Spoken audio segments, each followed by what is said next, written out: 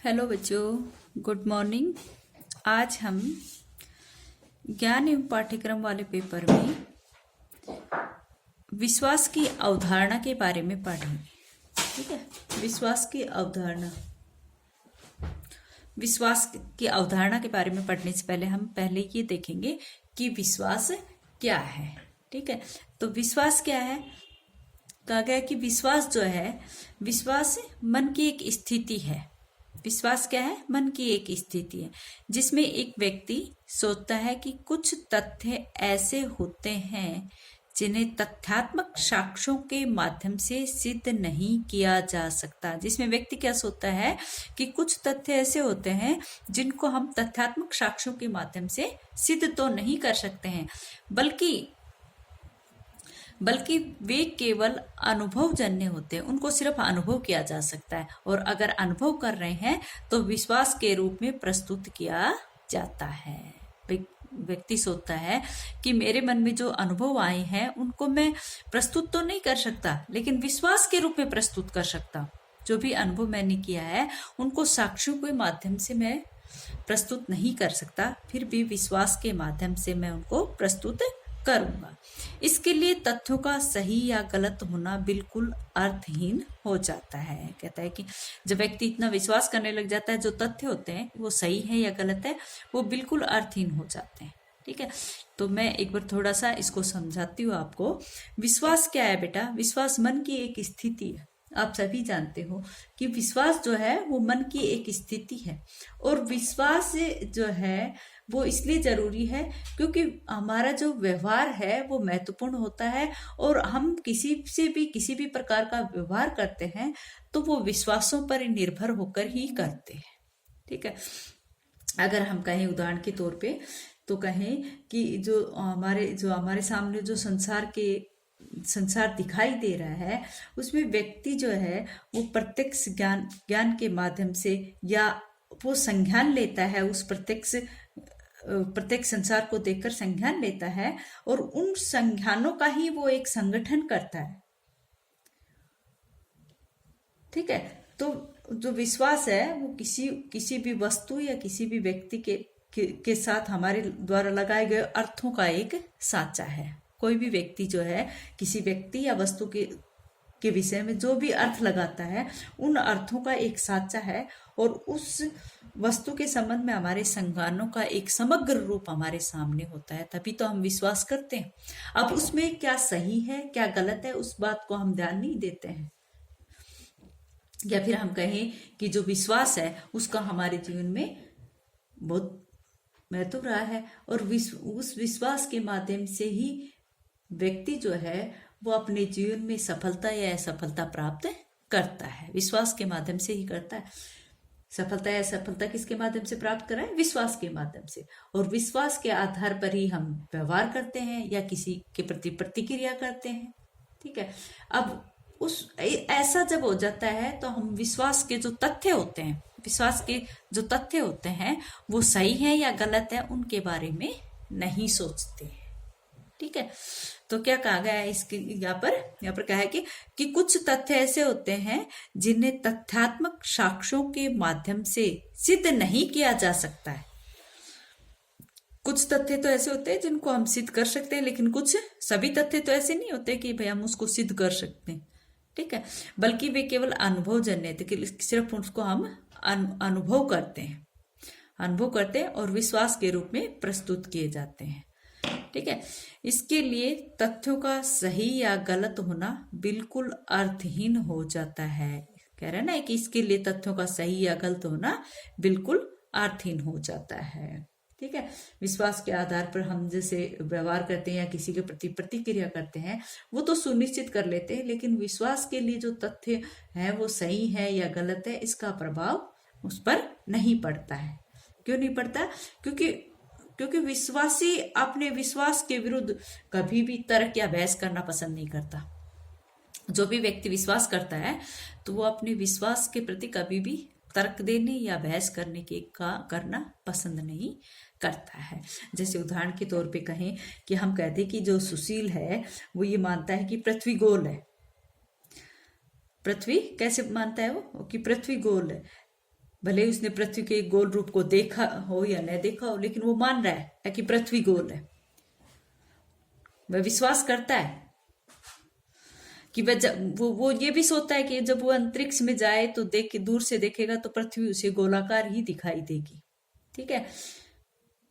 या फिर उसने जैसे किसी अंतरिक्ष यात्रियों ने अपनी आंखों देखा वर्णन सुनाया हो तो उसकी पुष्टि के लिए वह ऐसा कह रहा हो, परंतु वह विश्वास करता है कि यदि वह एक ही दिशा में सीधा चलता जाए तो उस स्थान पर पहुंच जाएगा जहां पर वो था, जहां पर वो था पहले था। ठीक है। तो इसलिए उसका विश्वास क्या था कि पृथ्वी गोल है। ठीक है।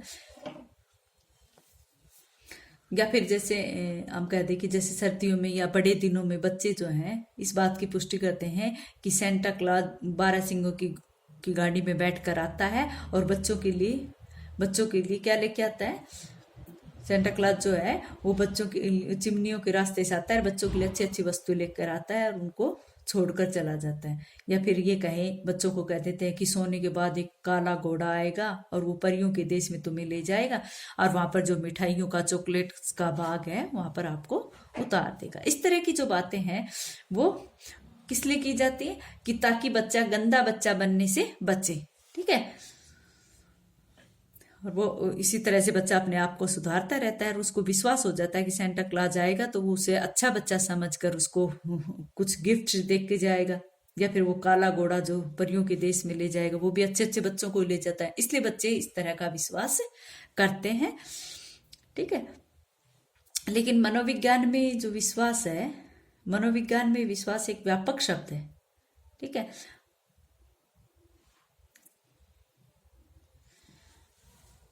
जैसे हमें विश्वास हो जाता है कि जैसे कोई विश्वास करे कि ईश्वर हमारे सभी कार्यों का निर्देशन करता है, या फिर कहें कि पृथ्वी सूर्य के चारों ओर घूमती है, या फिर कहें कि 2 और 2 कितने होते हैं, 2 और 2 4 होते हैं। इसका अर्थ होगा कि हम इन बातों का ज्ञान है, या फिर यही हमारा मत है कि हम इन बातों में निष्ठा रखते हैं। या तो इन बातों का हमें क्या है, ज्ञान है, या फिर हमारी निष्ठा है इसके प्रति। ठीक है। तो ये होता है विश्वास। आगे देखो, विश्वास को परिभाषित करने का एक अन्य तरीका है सकारात्मक दृष्टिकोण से। विश्वास को परिभाषित करने का एक अन्य तरीका क्या बताया गया है, सकारात्मक दृष्टिकोण से कुछ सत्य होने की संभावना को एक मानसिक प्रतिनिधित्व के रूप में देखना। एक मानसिक प्रतिनिधित्व के रूप में देखना, वो मैंने बताया था कि या तो हमें उसका ज्ञान है या फिर हम उसमें निष्ठा रखते हैं। इसलिए कुछ सत्य होने की संभावना को एक मानसिक प्रतिनिधित्व के रूप में देखते हैं। ठीक है।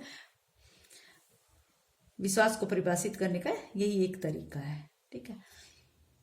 अब आ जाओ, अब प्राचीन यूनानी चिंतन के अनुसार विश्वास की 2 अवधारणाएं। प्राचीन यूनानी चिंतकों ने विश्वास की 2 अवधारणाएं बताई हैं। 2 अवधारणाएं कौन कौन सी बताई हैं?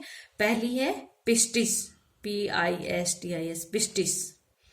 पहली अवधारणा क्या बताई? पिस्टिस। और जिसका शाब्दिक अर्थ क्या होता है? विश्वास एवं आत्मविश्वास। पिस्टिस का मतलब क्या, शाब्दिक अर्थ क्या बताया उन्होंने? विश्वास। पिस्टिस का अशाब्दिक अर्थ बताया उन्होंने विश्वास या आत्मविश्वास। ठीक है। दूसरा है डोक्सा। प्राचीन यूनानियों के अनुसार डोक्सा। और डोक्सा का अर्थ क्या होता है? राय लेना, राय, विचार, समझ एवं स्वीकृति या ग्रहण करना। ठीक है। क्या क्या बताया है डोक्सा का अर्थ? राय, विचार, समझ एवं स्वीकृति या ग्रहण। अंग्रेजी शब्द ऑर्थोडॉक्स कट्टरपंथी। अंग्रेजी से तो ऑर्थोडॉक्स डोक्सा से व्युत्पन्न हुआ है। जोनाथन लिसेस्टर विश्वास को कार्य करने का मार्गदर्शक मानते हैं। अंग्रेजी शब्द डोक्सा जो है वो किससे उत्पन्न हुआ है? डोक्सा से। और इसका डोक्सा से उत्पन्न हुआ है। और जोनाथन लिस्टर विश्वास को कार्य करने का मार्गदर्शन मानते हैं। हम कहें कि जो ज्ञान मीमांसु हैं, ये जो जोनाथन है ना, लिस्टर विश्वास को कार्य करने का मार्गदर्शन मानते हैं। जोनाथन लिसेस्टर विश्वास को कार्य करने का मार्गदर्शन मानते हैं, क्योंकि इनकी जो क्या तो कहें कि जो ज्ञान मीमांसु या दार्शनिक जो है वो विश्वास शब्द का उपयोग व्यक्तिगत दृष्टिकोण को नहीं या गलत विचारों जैसे प्रत्यय के रूप में जोड़ते हैं, देखते हैं। ठीक है, उनके विश्वास को के लिए वो एक प्रकार से आत्मनिरीक्षण या सक्रिय रूप से, सावधानी रूप से इन सब चीजों की बातों के लिए उन्होंने कहा है। जोनाथन विश्वास को कार्य करने का मार्गदर्शक करने वाला बताया है। तो वो किस लिए बताया है कि भैया तो सक्रिय रहकर हम सावधानी से कार्य करें या आत्मनिरीक्षण से कार्य करें।